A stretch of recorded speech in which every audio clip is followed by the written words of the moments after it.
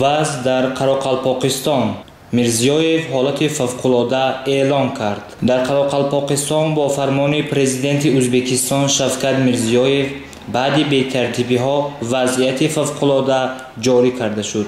خبر می‌دهد خدمات مطبوعات پرزیدنت این کشور. گفته می‌شود که وضعیت اضطراری تا 2 اوگوست ادامه یافته.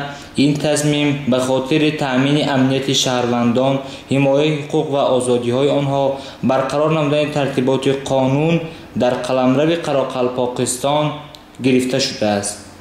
وضعیت فوق‌العاده از ساعت 12 ایول جاری شده تا 2 اوگوست مقرر کرده شد.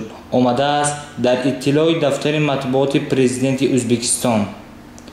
میرزیویف گفته است که در شرایط فعلی نگاه داشتن دوستی و برادری قدیمی، احترام همدیگر و مهربانی مهم است. وی همچنین از حفظ وحدت، فضای صلح و ثبات که طول عصرها در دولت بود یادآور شده است.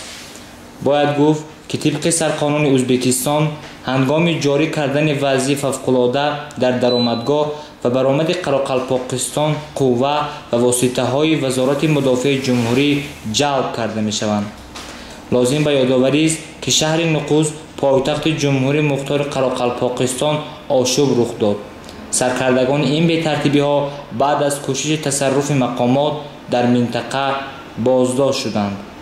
در یک اظهارات مشترک پارلمان، حکومت و وزارت کارهای داخلی قراقلپاکستان گفتند که تظاهرات غیرقانونی به دلیل وارد کردن تغییرات به قانون اساسی این کشور صورت گرفته است.